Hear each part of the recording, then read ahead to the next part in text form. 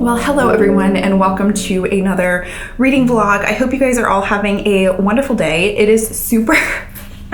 Gilbert is just eating everything. Hold on. It is a super sunny Wednesday, and I am enjoying a very cozy cup of tea. And today is the beginning of another reading vlog, which I am very excited about. So the book that I'm going to be reading this week is The Survivors by Jane Harper. So this book was actually my book of the month pick for the month of January, and it's been on my TBR shelf for honestly for a little while, and I just haven't been in the mood to pick it up. But I finally kind of had that urge to pick up another mystery thriller. So Jane Harper has actually written a couple of other books before, none of which that I have actually heard of or read too much about, but they are all pretty highly rated on Goodreads. She also wrote The Dry and The Lost Man. Let's see if it gives us any more in the back. Force of Nature. So I think she's written 3 others than this. And from what I've read, all of her books actually are very atmospheric and transporting. So this book takes place in Australia in this tiny little town called Evelyn's Bay. So Evelyn's Bay has this big mystery, and it happened when all of the main characters in this story actually were going to high school and growing up in the town. So they've all come back to their hometown for different reasons, and because they're all in the same place, all of these old secrets start to be uncovered, and then a new mystery happens and they're all drawn into it. This book actually reminds me of another book that I read last year in terms of the setting, and that is The Last House Guest by Megan Miranda. It also takes place in a kind of classic beachy town where people go for a vacation, but of course in the off season, so it's very deserted. And I think that that's going to lend itself super well to a author that's known for very atmospheric books. One of the things that is really important to me in mystery thrillers is that there are reveals throughout the book, and that they're not all just at the end, and that it grips my attention the whole way. And most of the time that doesn't happen just with the setting. I have to be really gripped with the plot too. So I'm hoping that the plot of the story is enough to keep me really engaged and to enjoy this the whole time. So with that said, I'm very excited to dive into this and see what I end up thinking of it.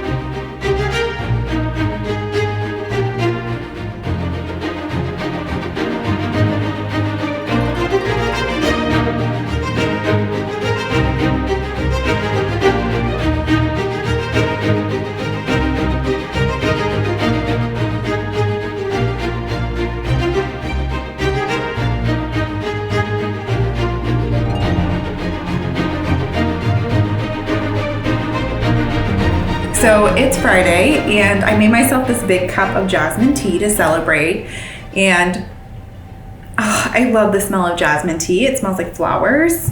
All right, so I had a pretty relaxed morning today. I went to go grab my shoes that have been at the cobblers for the past week, and they're finally all fixed, so I feel very ready for spring. And I also went to work for a bit to do this little seminar. It only ended up lasting for about an hour. Got myself a Starbucks drink and just had a very cozy morning. Today's weather is just so beautiful. One of my good friends always says that there's like this super special day every year and it doesn't have a name and no one really talks about it, but everyone knows when that day comes. And it's the first day where it's just really warm outside and the weather is just amazing and everyone's walking around with like lemonade and iced coffee, and it's just the perfect day. And honestly, I feel like that's what today was. So I am in a great mood to start off this very cozy weekend. I don't have a lot of plans other than finishing this book, which I am going to chat to you guys a little bit more about. I've now got to page 226, chapter 24.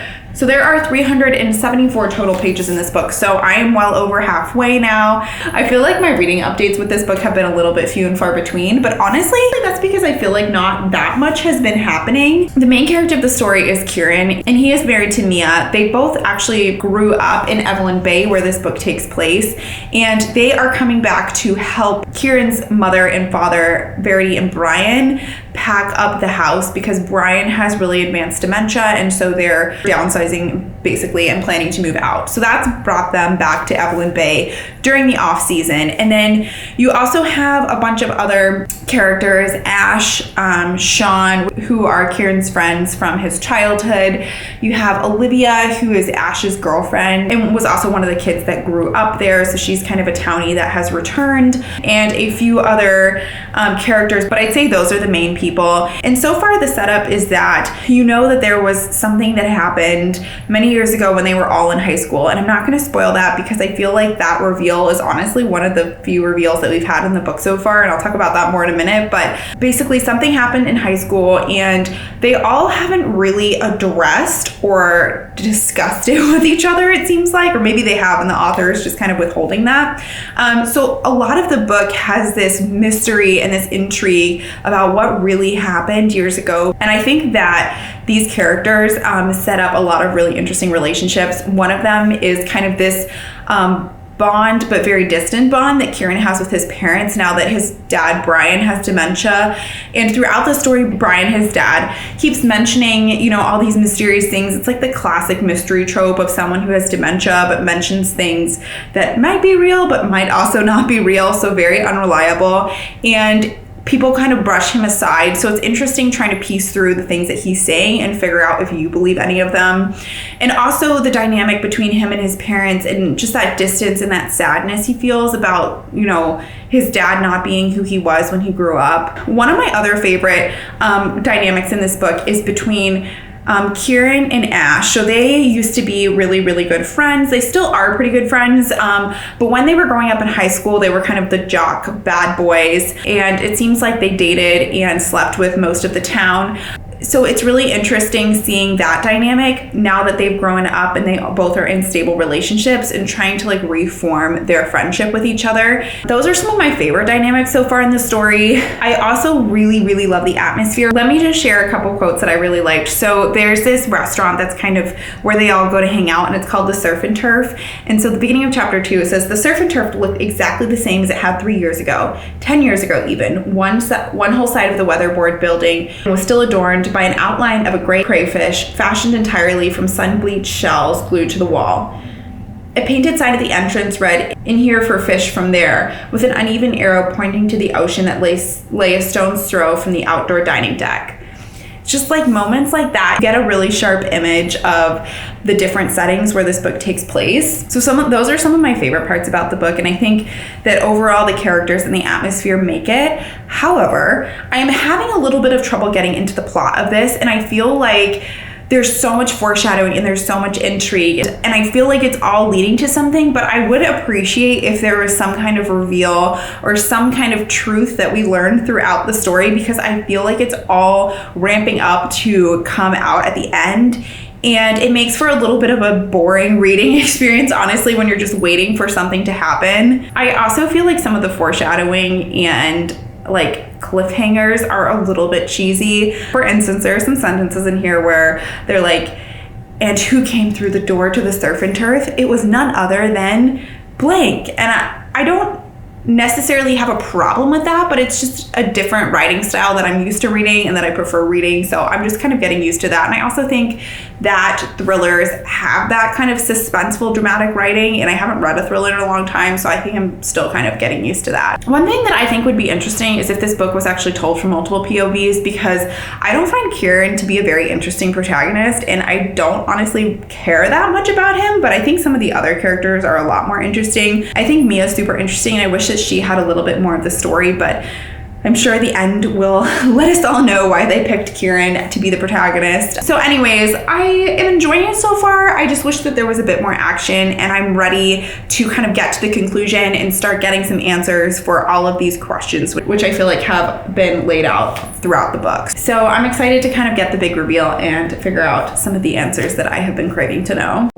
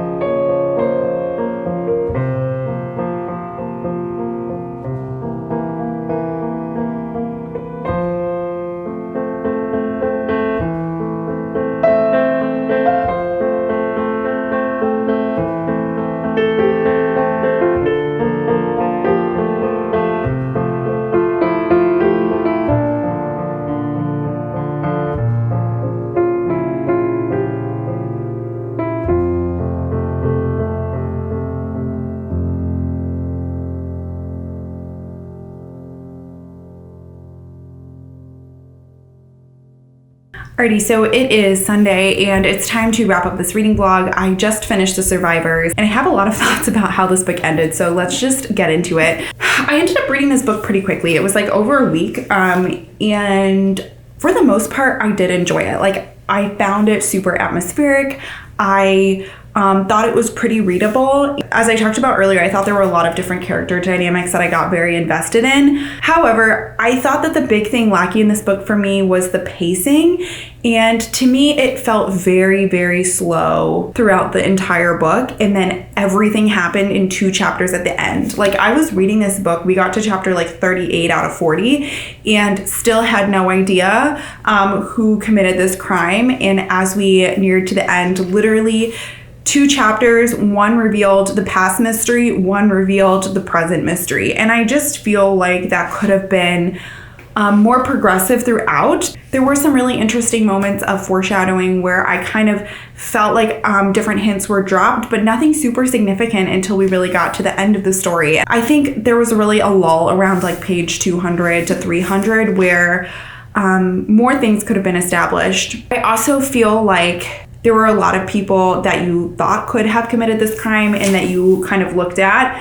But ultimately, when it's all revealed, I don't necessarily think that all the storylines really got resolved as they should have been. I felt like a lot of the relationships are just kind of left hanging. I have a lot of questions about where things went, and I don't know. I think this book could have been really, really great, and instead it was okay to good. And so I'm gonna give it 3 stars. I am interested in picking up more from this author. I do really love atmospheric thrillers, and I think that this book did that so well. But for me to love this book and to give it a 5 stars and for it to be one of my favorite thrillers, it had to kind of progress a little bit more throughout it, and also we had to get more resolution at the end, which I didn't think happened, unfortunately. So overall, this was an interesting reading experience. I'm curious if you have read this book or you've read any of Jane Harper's other books, what you thought of them and which one is your favorite, and if you think that I should pick up another one of hers, and if you'd like me to do a reading vlog about it, I would love to. Anyways, I hope you guys really enjoyed this reading vlog. This was definitely a different vlog than I normally film, so let me know what you guys thought of it. Definitely more montages and less sit-down parts, but I think I actually enjoyed filming this one more than I've enjoyed filming other vlogs, so let me know what you all thought of it, and I will see you guys next weekend with another video. Bye.